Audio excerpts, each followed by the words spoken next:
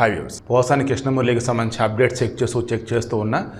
ఈ అప్డేట్స్ చాలు, ముందు వీడియో చేద్దామని డిసైడ్ అయ్యా.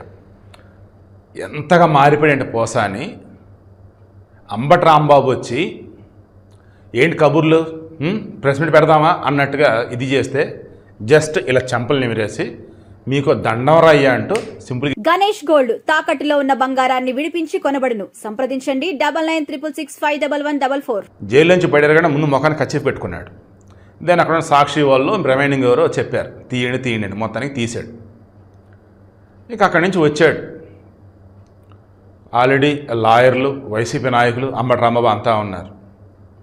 ఖచ్చితంగా పోసాని కృష్ణమురళి చేత మాట్లాడించాలని ఫిక్స్ అయ్యారు. బట్ పోసాని సింపుల్గా మీకు దండవర అయ్యా అని చెప్పేసి కారుకి వెళ్ళిపోయాడు.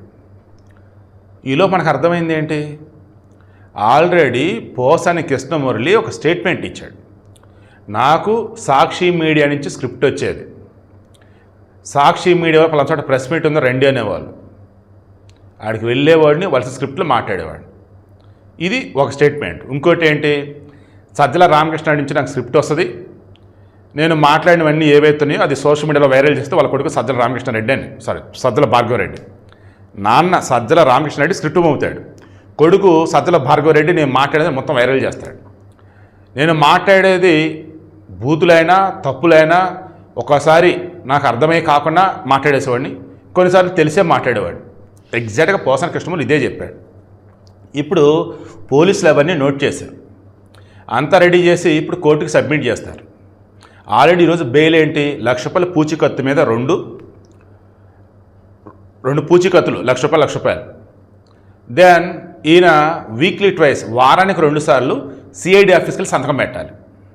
అంటే ఇప్పుడు వారానికి 2 సార్లు ఆయన హైదరాబాద్ నుంచి రావాల్సిందే, విజయవాడ గుంటూరు సంతకాలు పెట్టాలి. విచారణ నరకుండా మళ్ళీ అక్కడ సహకరించాలి. అండ్ వేరే దేశం పెట్టి వెళ్ళకూడదు, దేశం విడిచి వెళ్ళకూడదు. బెయిల్ కూడా ఎందుకు ఇచ్చారు, వయసు 70 దాటింది, 2 సార్లు స్టంట్లు వేశారు, ట్యాబ్లెట్లు వాడుతున్నాను, కష్టంగా ఉంది అని చెప్పాడు. అంతకుముందు ఏం చెప్పాడు, లై డిటెక్ట్ టెస్టులు పెట్టండి, నేను తప్పు చేశాను తేలితే నన్ను నరికేయండి, ఉరి తీసేయండి, అలా కాదంటే నాకు ముందు బెయిల్ ఇవ్వండి అన్నాడు. కాదు కూడదని చెప్పేసి పీటీ వారెంట్ ద్వారా మొన్న తీసుకొచ్చినారు కదా సిఐడీలు గుంటూరులో ఉంచారు, కస్టడీ అయిపోయింది. దెన్ ఇప్పుడు బెయిల్, వాస్తవం నిన్న బెయిల్ వచ్చింది, నిన్న బెయిల్ కోర్టు మంజూరు చేసింది. ఆ బెయిల్ పేపర్లు ఇవ్వాలి కదా. అంటే పోసాని కృష్ణమురళి తరఫున వాదించిన లాయర్ ఎవరైతే ఉన్నారో వాళ్ళు ఫాస్టప్ చేసుకోలేకపోయారు. దాంతో ఇది ఈ రోజుదా పెట్టాం. సో ఇప్పుడు పోసాని కృష్ణమురళి లోపల 2 ఉన్నాయి. ఒకటి, ఉన్నవన్నీ చెప్పేసి ప్రశాంతంగా బతికేద్దామా, లేదు మరో వివేకానంద రెడ్డి లాగా జగన్కి హెల్ప్ అవుదామా. నేను చాలా ప్రాక్టికల్గా మాట్లాడుతున్నా. పోసాని కృష్ణమురళి ఒక ఆల్రెడీ డైలాగ్ కొట్టాడు, ఆత్మహత్య చేసుకుంటా అని. ఇది చాలు ఆ వైసీపీకి కానీ జగన్కి కానీ. ఇక ఆ తర్వాత వాళ్ళు ఆడించాల్సిన ఆట వాళ్ళు ఆడిస్తారు, ఆడాల్సిన ఆట వాళ్ళు ఆడతారు. ఎవరికైనా అనుమానం కూడా రాదనమాట, అలా ఉండిద్ది. అనుమానం రాదా? ఆల్రెడీ మన హత్య అనే ఒక సినిమా వచ్చింది, మీరు చూసారా? వివేకానంద రెడ్డిని రోతగా చూపెట్టారు. అందులో ఏకంగా సునీల్ యాదవ్ అనే అతను వెళ్ళాడు పోలీసుల దగ్గరికి, ముందు ఆ సినిమాని ఆపించండి, ఇంత ఘోరంగా చూపించారేంటి అన్నప్పుడు జనాలు ఆలోచించారు. దీని వెనుక ఉన్నది కూడా జగన్ బ్యాచ్ అని చెప్పేసి అతను అంటున్నాడు. వివేకానంద రెడ్డి ఇప్పుడు ఇంత దారుణంగా బూతుగా చూపించాల్సిన అవసరం వాళ్ళకే కదా ఉంది. మరి అంత దారుణంగా బూతుగా చూపించిన మనిషి వైఎస్ఆర్ బతికున్నప్పుడు వైఎస్ఆర్కి రైట్ హ్యాండ్ అన్నట్టున్నాడుగా. వైసీపీ కోర్ కమిటీ కావచ్చు, కీలక మెంబర్లో ఆయన ఉన్నాడుగా. అంటే ఆయన చనిపోయినంత వరకు వైసీపీలోనే ఉన్నాడుగా. అంటే అన్నీ తెలిసి జగన్ ఇచ్చాడా? ఇది ఆలోచించిన వాళ్ళకి ఇక ఇప్పుడు ఏది నమ్మేటట్టు లేరు. ఇది ఏమాత్రం వైసీపీకి సింపతి వచ్చిందంటే అమ్మ బాబాయ్ డ్రామా అనుకుంటున్నారు.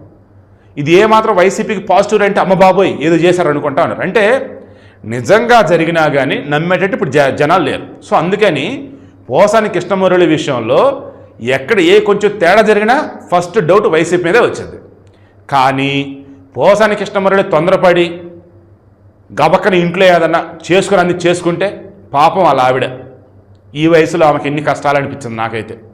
ఎందుకంటే పోసాని తొందరపడి మనిషే, ఏదైనా చేసుకుంటాడు. ఇలా కాదు, బయటకు వచ్చాడు అనుకుందాం, ఇంట్లో ఏం జరగలేదు అని జాగ్రత్తగా ఉన్నారు, గుడ్, అది బాగుండాలి. బయటకు వచ్చారు, ఎవడు తిరుగుతున్నాడు, ఏదో పని మీద వెళ్ళాడు, అక్కడికి వెళ్ళాడు, ఈ జగన్ వీరాభిమానులు వైసీపీలో కనుక ఉంటే వాడికి పేమెంట్ అందకో మొత్తానికి వాళ్ళు సైకో కనుక మేలుకొట్టి అవతల వాళ్ళు గబకని జర్రందేం చేస్తే చేరందేం చేస్తే పాపం ఈయన్ని.